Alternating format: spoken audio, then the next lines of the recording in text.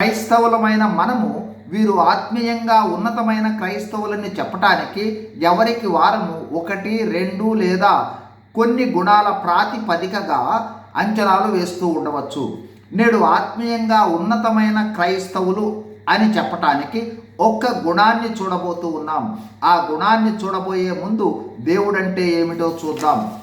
దేవుడు ప్రేమ స్వరూపి. మరో విధంగా దేవుడు అంటే ప్రేమ.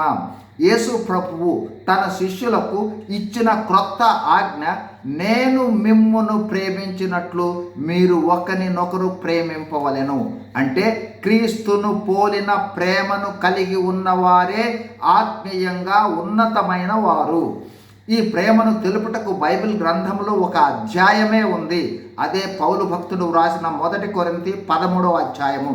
ఈ అధ్యాయంలో పౌలు భక్తుడు ప్రేమ యొక్క ఔన్నత్యాన్ని తెలుపుతూ మనుష్య భాషా పాండిత్యములన్నింటికన్నా, దేవదూతల భాషలు మాట్లాడుట కన్నా, ప్రవచించు కృపావరము కలిగి ఉండుట కన్నా, కొండలు పెకలించగల విశ్వాసము కన్నా, మర్మములు బయలుపరచుట కన్నా, జ్ఞానమంతా ఎరుగుట కన్నా, బీదల కోసం ఆస్తి అంతా ఇచ్చుట కన్నా, కాల్చబడుటకు శరీరము అప్పగించుట కన్నా ప్రేమ కలిగి ఉండుటే గొప్ప అని అంటాడు.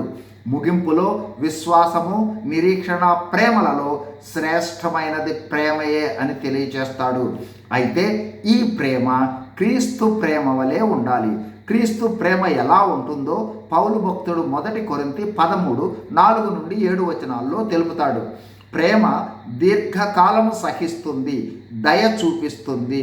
ప్రేమ మత్సరపడదు, డంబముగా ప్రవర్తించదు, ఉప్పొంగదు, అమర్యాదగా నడువదు, స్వప్రయోజనమును విచారించుకొనదు, త్వరగా కోపపడదు, అపకారము మనస్సులో ఉంచుకొనదు, దుర్నీతి విషయమై సంతోషపడక సత్యమునందు సంతోషిస్తుంది, అన్నిటినీ తాళును, అన్నిటినీ నమ్మును, అన్నిటినీ నిరీక్షించును, అన్నిటినీ ఓర్చును.